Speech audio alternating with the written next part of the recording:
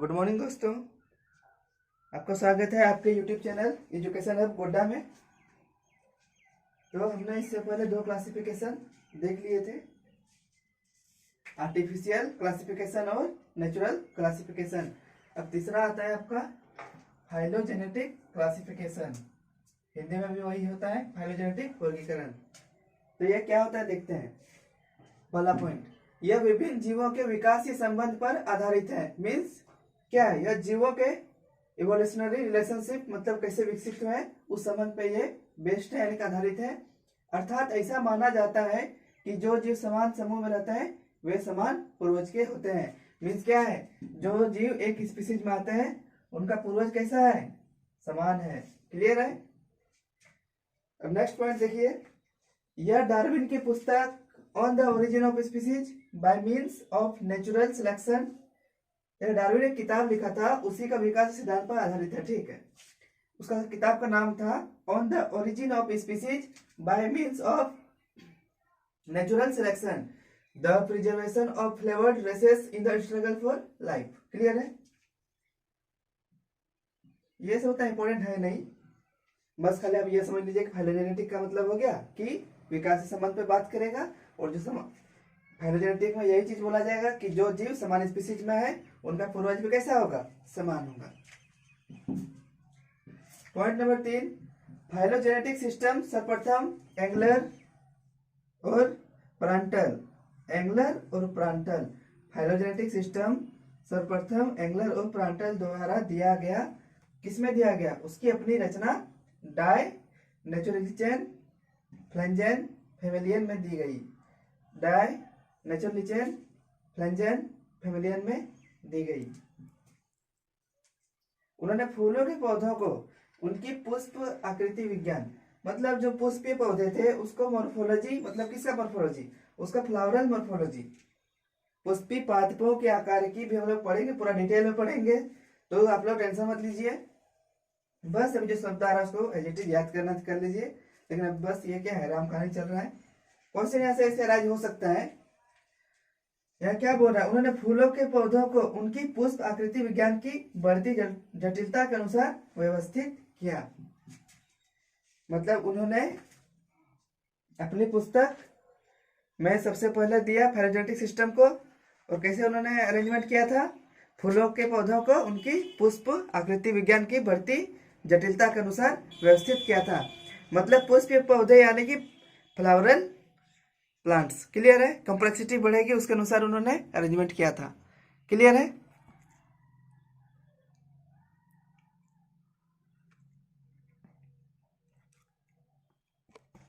सभी को क्लियर है। जो एंगलर और प्रांटल जो थे वे क्या करते थे कि वे पेरियंथ यानी कैलिक्स और कोरोला, ये कैलिक्स का सिंगुलर फॉर्म है, सिंगुलर एक कैलिक्स को सेपरेट बोलेंगे सेपर, ये भी कोरोला का सिंगुलर है पेटल। क्लियर है। अब देखिए पेरियंथ किसको बोलते हैं। मान लिया आपका कोई फूल है, तो आप लोगों ने फूल देखा होगा, इधर ये उसका जो आधार बेस लकड़ी होता है वो है, ये आपका शुरू में क्या रहता है, बाह्य दलपुंज,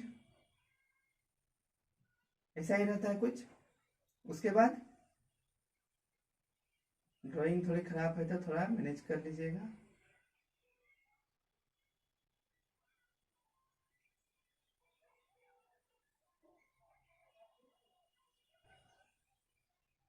मतलब एक तो आपका ये हो गया, और एक बाहरी पंखुड़ी। मतलब इन पंखुड़ियों को ये कैसे होते हैं, पूरे राउंड में होते हैं। एक राउंड ये नीचे वाले बाह्य दलपुंज का हो गया, और एक ऊपर वाले पंखुड़ियों का हो गया। तो इसी को मिला के पेरियंथ बोलते हैं। मतलब पूरा का पूरा कैलिक्स और पूरा इधर कोरोला, एक पंखुड़ी को अलग कर देंगे तो सेपल हो जाएगा, दूसरा को इधर सेपरेट कर देंगे तो वो पेटल्स हो जाएगा। अभी के लिए इतना समझिए, बाकी बात तो हम लोग मॉर्फोलॉजी ऑफ फ्लावरिंग प्लांट्स जब पढ़ेंगे, मतलब पुष्पी पौधों के आकार की लक्षण, तो उसमें हम लोग सारी चीज क्लियर हो जाएगा। बस अभी इतना से याद रखिए कि वे पेरियंथ समझ गए आप, कि चारों ओर जो पाए जाने वाला छल्ला टाइप से या रिंग टाइप से जो समझना मिलती है उसको पेरियंथ बोलते हैं। वह पेरियंथ की अनुपस्थिति मतलब कोई कोई जो फूल था उसमें क्या था, ये सब नहीं था, डायरेक्ट फूल था। तो बोलता है कि वह पेरियंथ की अनुपस्थिति या केवल एक पेरियंथ, मतलब ये दोनों घेरा में से कोई एक घेरा उपस्थित होगा। एक लिंगी एनिमोफिली। एनिमोफिली किसको बोलते हैं? एनिमोफिली, एनिमोफिली हो गया आपका जो एयर द्वारा परागित हो, मतलब परागन जो होगा हवा के माध्यम से होगा।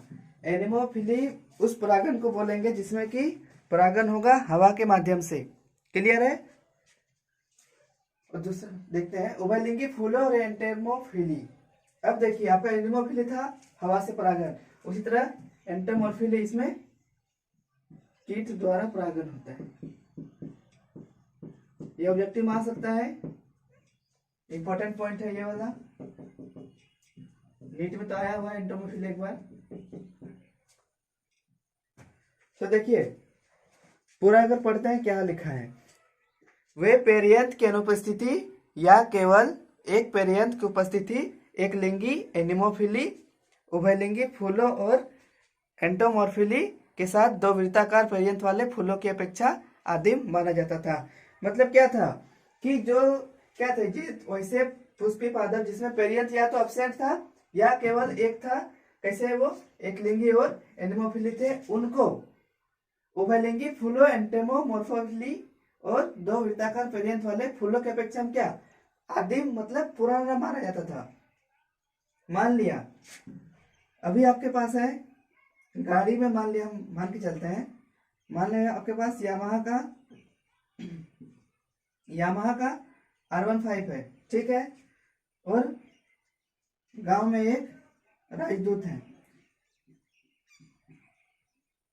तो क्या जब यह तुलना करेंगे हम तो कैसे बोलेंगे इसको कि राजदूत को यामाहा की तुलना में अपेक्षाकृत कैसा था, ये आदिम माना जाता है राजदूत को।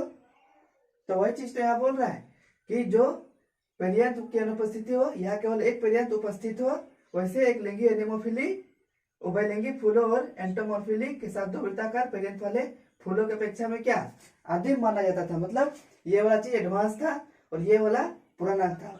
क्लियर है?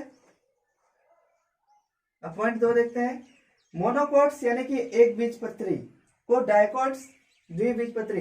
एक बीजपत्री का मतलब ये हुआ कि बीज में जो है जैसे कि मकई का दाना वो कैसा रहता है, उसमें कोई डिवाइडेड रहता है क्या? नहीं ना। लेकिन वही चना को जब देखते हैं हम,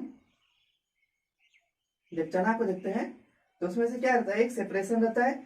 जब बीच में अलग करेंगे तो दोनों अलग अलग हो जाएगा, आपने किया भी होगा।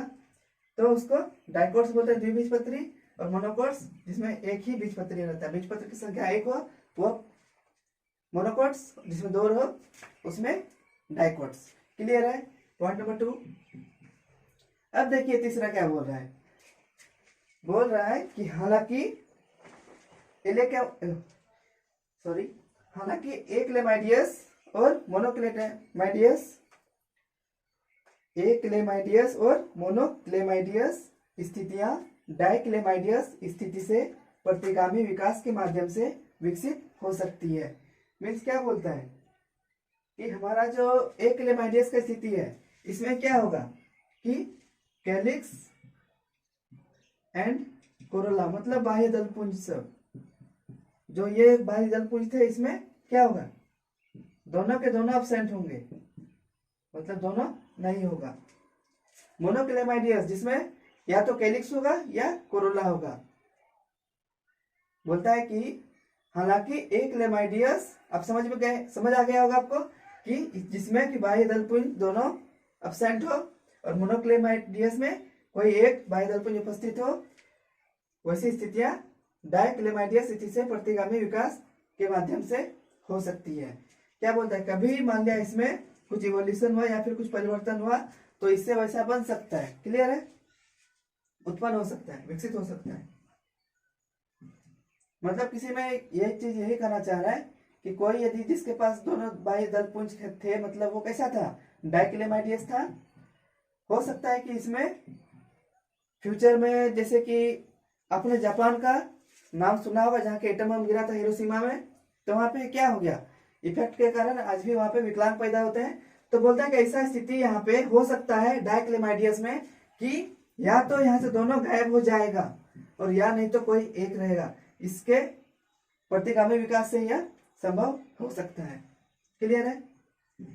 अब लास्ट पॉइंट देखते हैं इसका। इसमें और भी पॉइंट है, बताइए। इस बोर्ड का लास्ट पॉइंट है, डाइकोट्स में एस्टेरेसी और मोनोकोट्स में ऑर्किडेसी मोस्ट एडवांस्ड है। पूछेगा आपको कि डाइकोट्स में कौन सी फैमिली एडवांस है, तो कौन सी है? एस्टेरेसी। और मोनोकोट्स में ऑर्किडेसी कैसा है? मोस्ट एडवांस, सबसे सुपर डेवलप है। क्लियर है? तो यहाँ से ऑब्जेक्टिव क्वेश्चन उठेगा। आपको जो समझ में नहीं आए, मुझे व्हाट्सएप नंबर आपको होगा ही वीडियो में। क्लियर है? तो बढ़ते हैं नेक्स्ट। फाइलोजेनेटिक सिस्टम का जो सबसे बड़ा कमी था कि यह एंजियोस्पर्म के विकास पर एक ही स्टॉक से विचार करता था। जिम्नोस्पर्म और एंजियोस्पर्म। जिम्नोस्पर्म मतलब हो गया अनावृत बीजी, मतलब जिसके बीज पर कोई छिलका नहीं पाया जाएगा, जबकि आवृत बीजी में क्या होगा? बीज जो है ढके हुए होंगे। तो बोलता है कि यह जब एंजियोस्पर्म के बारे में कुछ इसको देना रहता था तो वो बस एक ही स्टॉक, मतलब एक ही नॉलेज, एक ही इन्फॉर्मेशन का बार बार यूज करता था। जिससे क्या होता था, बार बार जब एक ही इन्फॉर्मेशन को यूज करेगा तो कुछ इसमें अंतर आएगा क्या? नहीं ना। मतलब नजरिया आपको बदलना पड़ेगा, उसमें आपको इम्प्रूव करना पड़ेगा, अपना विचारधारा मतलब जो सोच है उसको बढ़ाना पड़ेगा और एक बड़े क्षेत्र तक देखना पड़ेगा। दूसरा पॉइंट देखते हैं, हचिंसन और तख्तजन द्वारा फाइलोजेनेटिक क्लासिफिकेशन को इम्प्रूव किया गया या बेहतर किया गया। किसने बेहतर किया था? हचिंसन और तख्तजन ने। क्लियर है? नेक्स्ट पॉइंट देखते हैं, हालांकि वर्गीकरण की फाइलोजेनेटिक सिस्टम स्थिर न होकर अत्यधिक गतिशील है। जो फाइलोजेनेटिक सिस्टम है वो कैसा है? वो स्थिर नहीं है बल्कि अत्यधिक गतिशील है। क्लियर है? मतलब इसमें कोई जो हम लोग बोलते हैं ना कि किसी एक लक्षण को लेकर स्टडी करना है तो वो लक्षण कैसा होना चाहिए हम लोग के लिए, मतलब स्थिर होना चाहिए। लेकिन जबकि फाइलोजेनेटिक सिस्टम में क्या है? वो लक्षण स्थिर ना होकर अत्यधिक गतिशील है। क्लियर है? अब इसका मुख्य स्रोत, इसका अध्ययन कैसे करेंगे हम लोग? इसका जो प्रमुख स्रोत है वो है जीवाश्म रिकॉर्ड, मतलब फॉसिल रिकॉर्ड। अब ये जब जीवाश्म रिकॉर्ड पे आधारित है तो क्या होता है, जब हम जैसे जैसे नए जीवाश्म खोजे जाते हैं तो नए संबंध भी देखे जाते हैं। मतलब नया जीवाश्म मिला तो उस नए जीवाश्म की अपेक्षा में तुलना करेंगे और उससे संबंध स्थापित करेंगे। फलस्वरूप फाइलोजेनेटिक सिस्टम को संशोधित या अपडेटेड किया जाता है। मतलब क्या हो गया कि यदि नया जीवाश्म मिला तो हमको नया संबंध खोजना पड़ेगा, और नया संबंध जब खोजना पड़ेगा तो जो पुराना बात इसने बोल दिया या फिर जिसने अध्ययन किया है, जो स्टेटमेंट इन्होंने दिया है, तो उसमें क्या होगा, उसको उसमें सुधार लाना पड़ेगा, मतलब उसका संशोधन करना पड़ेगा या उसको अपडेट करना पड़ेगा। मतलब नया चीज एडिशन होगा, मतलब न्यू एडिशन होगा। क्लियर है? तो यहीं तक आपका खत्म होता है फाइलोजेनेटिक क्लासिफिकेशन। अब हम नेचुरल क्लासिफिकेशन और फाइलोजेनेटिक क्लासिफिकेशन में डिफरेंस देखते हैं क्या है। क्लियर है?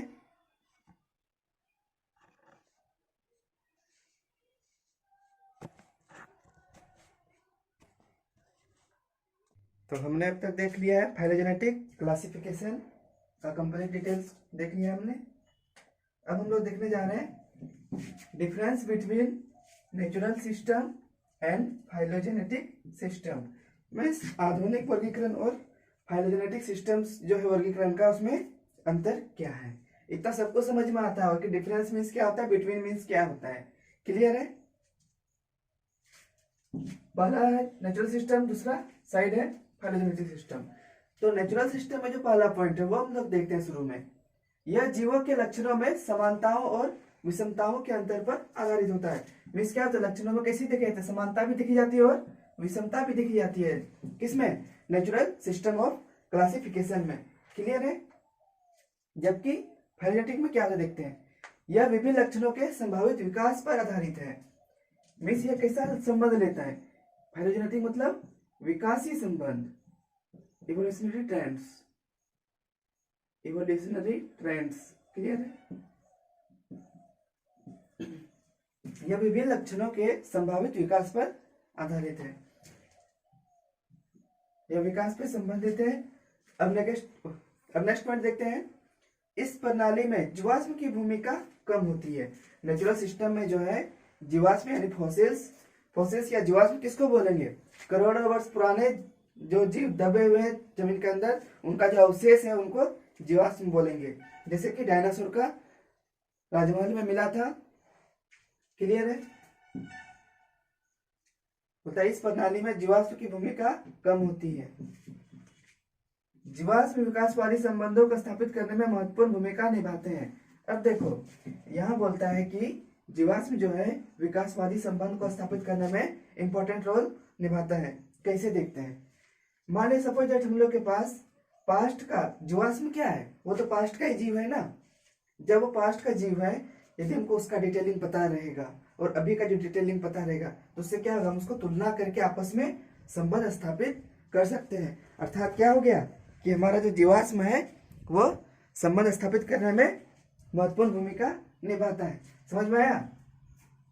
अरे बेटा ये देखो, जीवाश्म जो है क्या है, वो पास्ट का है और अभी हम लोग कहाँ है? प्रेजेंट में है।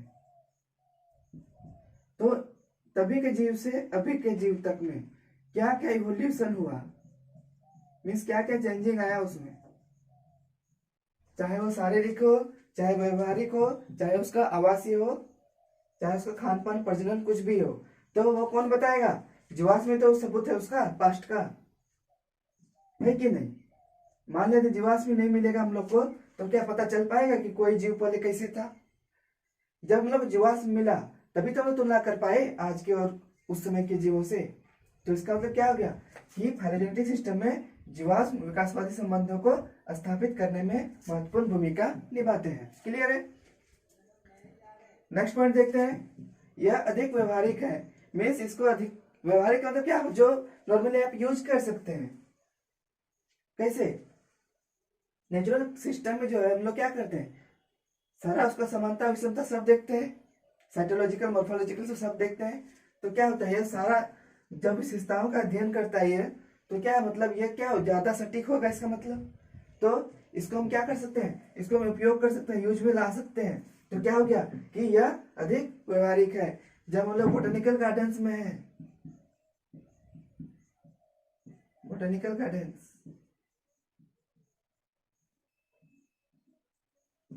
आप चाहे बोटेनिकल गार्डन्स ले लो, चाहे जूलॉजिकल ले लो, तो उससे क्या होगा कि वहां पे दोनों जगह जो हम करेंगे, व्यवस्था लगाएंगे, तो मेरा नेचुरल सिस्टम हमको उसमें मदद करेगा। खास करके बोटेनिकल गार्डन्स में ज्यादा ये यूज होता है। अब अगला पॉइंट देखते हैं। फाइलोजेनेटिक सिस्टम में यह कम व्यवहारिक है। नेचुरल सिस्टम की अपेक्षा में जो फाइलोजेनेटिक सिस्टम है यह कम व्यवहारिक है। मीन्स क्या हो गया कि नेचुरल सिस्टम की तुलना में फाइलोजेनेटिक सिस्टम कम व्यवहारिक है। इसका मतलब यह है कि जीवों में प्रिमिटिव एडवांस दोनों लक्षण पाए जाते हैं और हर मामले में जीवाश्म उपलब्ध नहीं होते हैं। इसका फाइलोजेनेटिक सिस्टम का बेस क्या है, मेन सोर्स क्या है? फॉसिल्स है, यानी कि जीवाश्म है। और हम लोग में जो जीव है, हम लोग कैसा, किसी किसी जीव में आदिम लक्षण, जो मतलब पहले भी वो लक्षण पाए जाते थे और वो अभी भी लक्षण पाए जा रहे हैं, तो क्या वैसे लक्षण क्या कहलाएंगे? प्रिमिटिव लक्षण या आदिम लक्षण कहलाएंगे। लेकिन कुछ लक्षण ऐसे हैं जो पहले के जीव में तो नहीं थे, उसी स्पीशीज का जो जीव था पास्ट में, उसमें वो लक्षण नहीं थे, लेकिन जो अभी प्रेजेंट में है उसमें कुछ ना कुछ इवोल्यूशन हुआ है। कुछ भी दृष्टिकोण से, चाहे प्रजनन हो, चाहे खान पान हो, चाहे रहना हो, चाहे उसका व्यवहार हो। क्लियर है? तो जीवों में प्रिमिटिव और एडवांस दोनों लक्षण पाए जाते हैं। एडवांस मतलब समझ में आ गया, प्रिमिटिव समझ में आ गया। और हर मामले में जीवाश्म उपलब्ध नहीं होते हैं। मान लिया हमको प्रिमिटिव लक्षण था, चलो तो बाई चांस उसका, चलो 100 में से लगभग कुछ तो चांस है ही 70-80% कि उसका जीवाश्म हमको मिल जाएगा। लेकिन जो एडवांस लक्षण है उनका जीवाश्म मिलेगा क्या? एडवांस लक्षण का, यदि एडवांस का लक्षण का भी जीवाश्म भी मिलेगा, जीवाश्म इसका मिल भी जाएगा, लेकिन प्रिमिटिव का क्या है?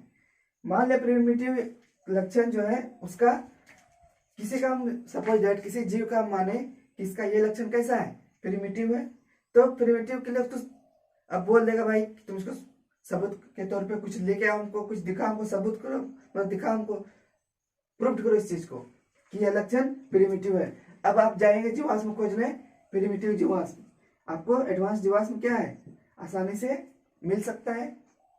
जो जीव अभी करंट का है वो तो आपको कहीं भी मिल जाएगा। तो प्रिमिटिव जो है वो प्राचीन काल से है। वैसे लक्षण जब कि हम लोग खोज करेंगे तो प्राचीन जीवों को खोजना पड़ेगा। जैसे हमको डायनासोर को ही खोजना है अभी, तो क्या करना पड़ेगा, मेहनत काफी ज्यादा करनी पड़ेगी। हो सकता है 90 में से 0.01% चांस है कि उसका जीवाश्म मिले। क्लियर है? यहाँ तक क्लियर है सभी को? तो इतना डिफरेंस खत्म होता है। अब बढ़ते हैं नेक्स्ट क्लासिफिकेशन, फेनेटिक क्लासिफिकेशन की ओर।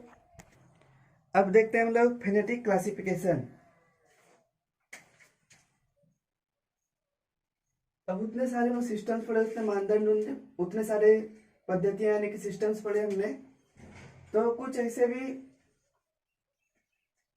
आगे और सिस्टम्स दिए गए जो कि वर्गीकरण में क्या है नियोजित है, मतलब उसमें उसका यूज होता है। ठीक है, इसको पढ़ लेते हैं हम लोग।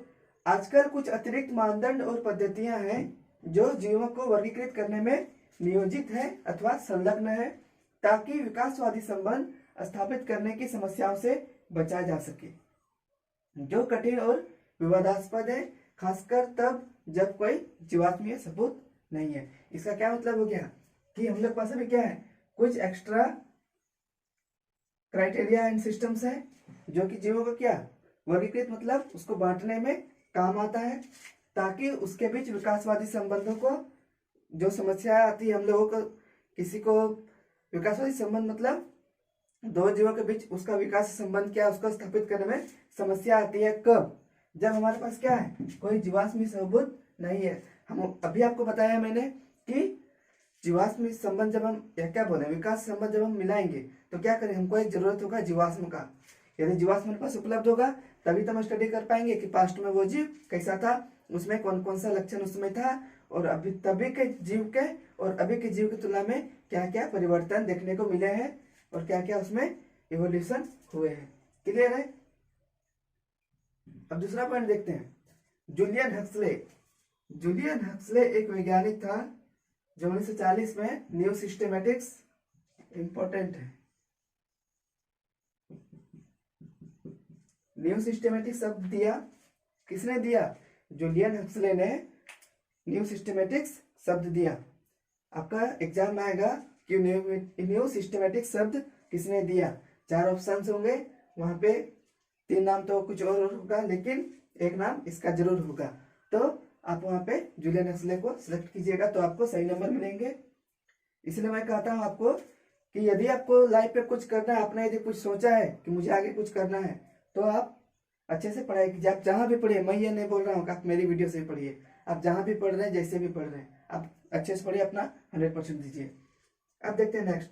इसके अनुसार देखो, न्यू सिस्टेमेटिक्स है, उसके अनुसार क्या था, न्यू सिस्टेमेटिक्स के अनुसार जो कुछ विशिष्ट नमूनों के बजाय यह क्या था, सिर्फ कुछ नमूना को नहीं लेता था। मतलब जैसे कि हुआ ना, कोई पॉपुलेशन है उसमें से हम किसी इक्का दुक्का के या फिर क्लास है कुछ, तो क्लास से किसी 1-2 बच्चा को हम लेके मतलब आए, 1-2 बच्चा को उठाए, ठीक, तो देखिए बच्चा पूरा दोनों तेज सब जवाब दे दिया, तो हम क्या ऐसे थोड़ी ना बोल सकते हैं कि पूरा क्लास जो है पूरा इंटेलिजेंट है, सब का सब टॉपर है। या हो सकता है कि हम बैक साइड से उठा लें, बैक बेंचर में पता ही है कैसे कैसे लोग रहते हैं, नमूना सब तो पीछे ही भरल रहता है। तो जब पीछे से जब हम लेकर आएंगे पता चलेगा कि एक तो बोगदेव आ गया, उसका मतलब एबीसीडी कुछ नहीं पता है, तो हम उसके आधार पर तो नहीं बोल सकते ना कि पूरा क्लास जो है लोल है। क्लियर है? इसके अनुसार क्या है, कुछ विशिष्ट नमूनों के बजाय पूरी आबादी मतलब होल पॉपुलेशन को लिया जाता था। उसका क्लासिकल मॉर्फोलॉजी पुराने जमाने में कैसा था आकार के उसके अनुसार, और साइटोलॉजी कोशिका विज्ञान, फिजियोलॉजी उसका क्रियात्मकता मतलब वो कैसे फंक्शन करता है, तो बायोकेमिस्ट्री जैव रसायन उसके शरीर में जो रासायनिक घटक होते हैं उसको जैव रसायन बोलते हैं। इकोलॉजी पारिस्थितिक कैसे वो मतलब किस पर्यावरण में रह रहा है, किस के अनुकूल है, कैसा वातावरण चाहिए उसको, कितना तापमान चाहिए, रहने के लिए कैसा जगह चाहिए, यदि कोई पौधा है तो कैसी मिट्टी में उगेगा, कितना पानी चाहिए उसको, और कितना सनलाइट होना चाहिए। क्लियर है। अब देखते हैं जेनेटिक्स। जेनेटिक्स में क्या होता है हम लोग को पता है, क्लास 10th में हम लोग पढ़े हैं। जेनेटिक्स क्या है, इसमें गुणों का पैतृक वंश से संतति पीढ़ी तक लक्षण स्थानांतरित होते हैं, ट्रांसफर होते हैं, तो वो जेनेटिक्स है। और बिहेवियर, उसका व्यवहार कैसा है। सारे लक्षणों का मतलब इसे कुछ नमूनों के बजाय पूरी आबादी का सारा लक्षण देखा जाता है। क्लियर है। न्यू सिस्टेमेटिक शब्द जूलियन हक्सले ने दिया। इसमें क्या है, कुछ विशिष्ट नमूना, मतलब कुछ नमूनों के बजाय पूरी आबादी के सभी लक्षणों का उपयोग किया जाता है। क्लियर, इतना तो याद रह ही जाएगा, प्रैक्टिस में आता है सब क्लियर हो जाएगा, टेंशन मत लीजिए। तो न्यू सिस्टेमेटिक्स जान लिया। अब इसके विपरीत जो है क्लासिकल सिस्टेमेटिक्स या ओल्ड सिस्टेमेटिक्स में मुख्य रूप से एक या कुछ नमूनों, अभी लोग क्या देखिए, न्यू सिस्टेमेटिक्स में एक से ज्यादा, मतलब पूरी आबादी का उपयोग करके एक से ज्यादा लक्षणों का यूज, मतलब सभी प्रकार के लक्षणों का यूज होता था उसके वर्गीकरण में। मतलब क्या हो गया कि न्यू सिस्टेमेटिक्स में जो है उसमें पूरी आबादी का होता है, ना कि कुछ नमूनों का होता है। जबकि ओल्ड सिस्टेमेटिक्स या क्लासिकल सिस्टेमेटिक्स में कुछ ही जीव को नमूने के रूप में लिया जाता है और उसका सिर्फ मॉर्फोलॉजिकल कैरेक्टर्स, मतलब आकारिकी लक्षणों का अध्ययन है, जिसमें अन्य क्षेत्रों के सहायक एविडेंस हैं। मतलब क्या हो गया, ये क्या देखता है, बस अपना आकारिकी लक्षण, किसमें, क्लासिकल सिस्टेमेटिक्स में सिर्फ आकारिकी लक्षण देखता है और बोलता है कि जिसमें अन्य क्षेत्रों के सहायक एविडेंस है। एविडेंस मतलब क्या हो गया, एविडेंस का मतलब हो गया सबूत। सीआईडी किसने भी देखा होगा तो उसमें सुना होगा, उसने कोई एविडेंस नहीं छोड़ा, कोई सबूत नहीं छोड़ा। क्लियर है।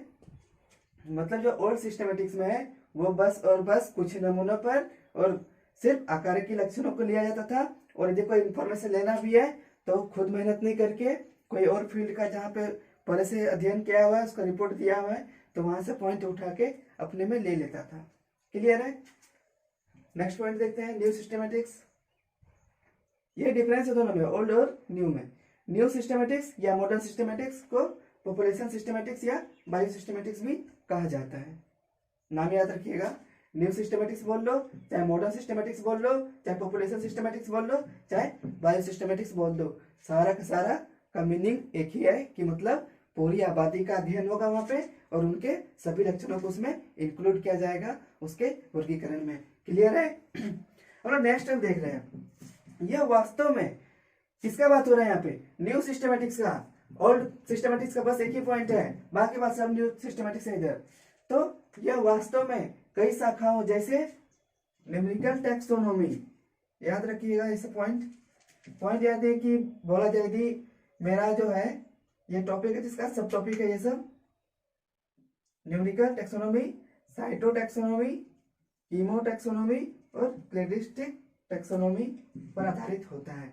मतलब हमारा जो फेनेटिक क्लासिफिकेशन है वो एक्चुअल में numerical taxonomy, cyto taxonomy, chemo taxonomy और क्लेडिस्टिक टैक्सोनॉमी पर आधारित होता है। आपको मैं अगर फिर से बता दे रहा हूँ कि हमारा जो फेनेटिक क्लासिफिकेशन है, अभी जो हमने स्टार्टिंग किया है फेनेटिक क्लासिफिकेशन, उसी के अंतर्गत ये सारे टॉपिक्स है।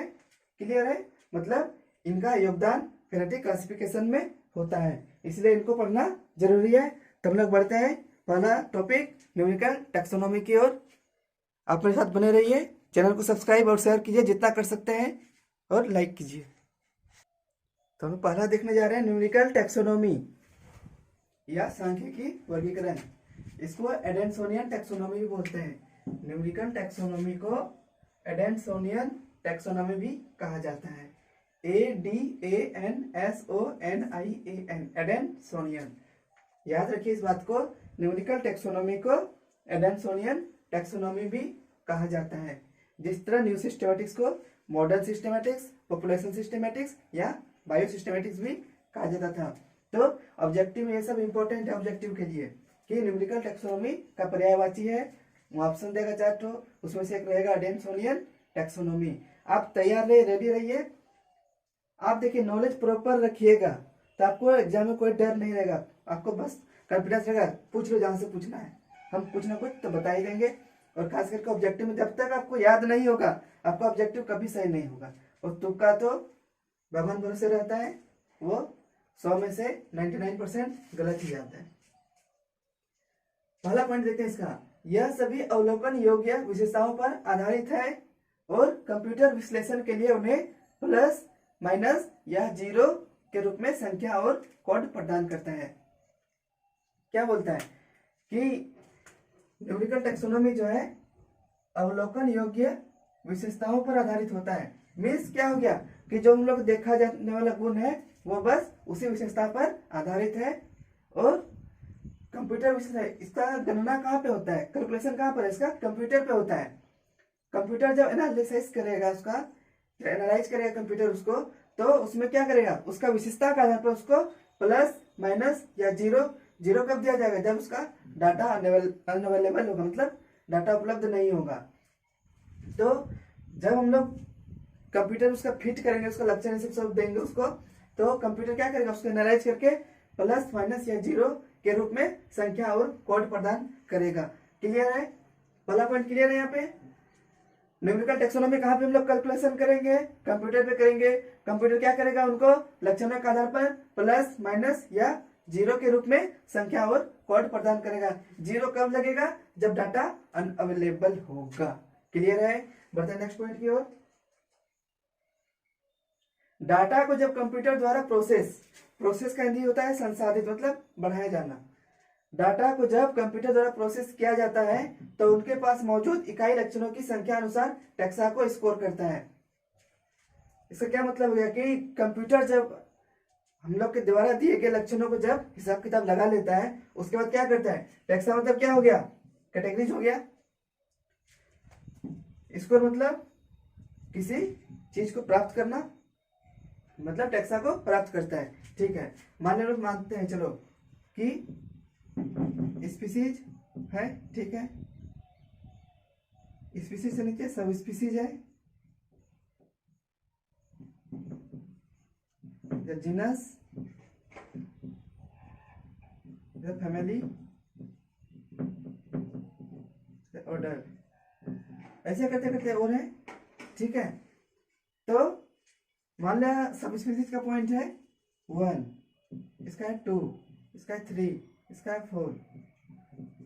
मान लेते हैं हम लोग कि मान लिया किसी को पॉइंट में मिल रहा है और लास्ट में जब उसका हिसाब किताब लगाएंगे तो उसका जितना स्कोर होगा वो क्या बताएगा, उसका टेक्सा का बतलाएगा। यदि उसका स्कोरिंग कितना हुआ, 1 हुआ, तो वह सब स्पीसीज में जाएगा।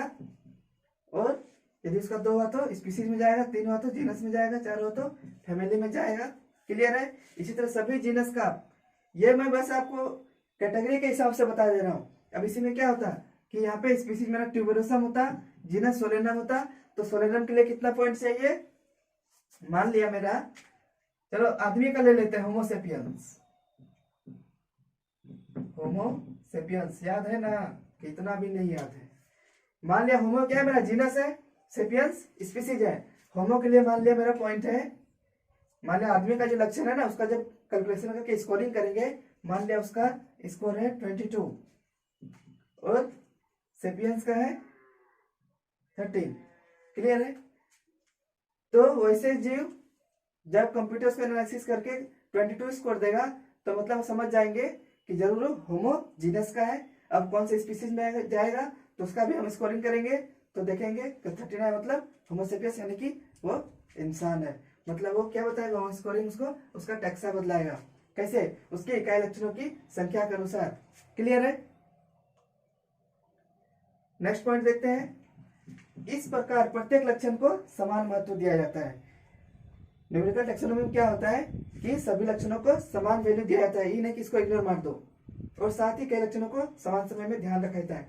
जब हम लोग क्या करते थे न्यूमेरिकल टैक्सोनॉमी में कि सभी लक्षणों को समान वैल्यू देते हैं और ठीक उसी समय में उसका जो अदर है वहां पे लक्षण उसको भी ध्यान में रखते हैं। ऐसा नहीं कि हम उसका बिहेवियर देख रहे हैं तो उसका जनरल इस सबको हम छोड़ दिए, नहीं, इसको तो देख ही रहे हैं, साथ ही साथ प्रजनन भी देख रहे हैं, साइटोटॉक्सोनॉमी भी देख रहे हैं, मॉर्फोलॉजिकल भी देख रहे हैं, हैबिटेट भी देख रहे हैं। क्लियर है। नेक्स्ट पॉइंट देखते हैं। यह प्रत्येक के बीच संबंध की संख्यात्मक मान को प्रदर्शित करता है। ये क्या करता है कि दो जीवों के बीच संबंध को कैसे दिखाता है? कंप्यूटर तो संख्या ही बताएगा ना, संख्या देगा या फिर कोई कोड देगा, तो कैसे बताता है? प्रत्येक के बीच संबंध की संख्यात्मक मान को प्रदर्शित करता है, जो टैक्सोनॉमिक हायरार्की के निर्माण में सहायक होता है। मतलब क्या हो गया कि दो जीवों के बीच का जो संबंध है, कितना संबंध है उसमें, मान लिया आपको कोई पक्का दोस्त है, तो क्लास के बाकी दोस्त बोलेंगे कि यार तुम दोनों की दोस्ती तो पक्की है, मतलब 100 में 100 लाती है, मतलब स्कोरिंग यदि किया जाए दोस्ती का तो 100 में 100। लेकिन वही क्लास में किसी से लड़ाई हो गया है या फिर आपका कोई कट्टर वहाँ पे, खास करके लड़कियां, वो जलन उसमें सबसे ज्यादा होता है, तो वो स्कोरिंग कितना 30 बहुत हो गया, 10 क्लियर है, तो इतना स्कोर करती है। तो मतलब क्या हो गया कि यहाँ पे संबंध की व्याख्या करेगा किसके माध्यम से? नंबर के माध्यम से, जो कि टैक्सोनॉमिकल हायरार्की में निर्माण में सहायक होता है। मतलब क्या, जो ज्यादा स्कोर करेगा वो सबसे नजदीकी संबंध वाले कैटेगरी में रहेगा, जैसे कि स्पीसीज में रहेगा, और जो सबसे कम होगा वो उतना ही ऊपर जाएगा। क्लियर है? एनसीईआरटी भी पढ़ना है साथ के साथ। आप जहां भी पढ़िए, मैं ये नहीं बोल रहा हूं कि मेरे पास पढ़िए, आप जहां भी पढ़िए आपका एनसीईआरटी का लाइन बाय लाइन आपको याद होना चाहिए, क्लियर होना चाहिए। न्यूमेरिकल टैक्सोनॉमी का नेक्स्ट पॉइंट है, हालांकि इसकी प्रभावशीलता लक्षणों के चयन में टैक्सोनॉमिस्ट के निर्णय और उनके बारे में सही ज्ञान पर निर्भर करती है। इसका तो क्या हो गया, इफेक्टिवनेस जो है कि मतलब कितना सटीक है वो, इफेक्टिवनेस ऑफ न्यूमेरिकल टैक्सोनॉमी कितना सटीक है, उसकी प्रभावशीलता मतलब उसका वैल्यू क्या है, कितना है। तो ये कब होगा? जब लक्षणों का क्या हो, टैक्सोनॉमिस्ट, जो तुम्हारे टैक्सोनॉमिस्ट है, लक्षणों का सही चयन करे, उनके बारे में सही निर्णय दे, और टैक्सोनॉमिस्ट को क्या, उनके बारे में सही ज्ञान यानी कि नॉलेज भी होना चाहिए। टैक्सोनॉमिस्ट यदि सही लक्षण को सिलेक्ट करेगा और उसके बारे में यदि सही इंफॉर्मेशन है उसको, तो क्या करेगा, वो सही व्याख्या उसका कर सकता है, सही वर्णन कर सकता है, यानी कि सही और सटीक उसको वर्गीकृत कर सकता है। क्लियर है? तो न्यूमेरिकल टैक्सोनॉमी में एक सही नॉलेज और लक्षणों का सही चयन बहुत मायने रखता है। तो आज के लिए इतना ही, मिलता है अब नेक्स्ट क्लास में, तब तक के लिए जय हिंद।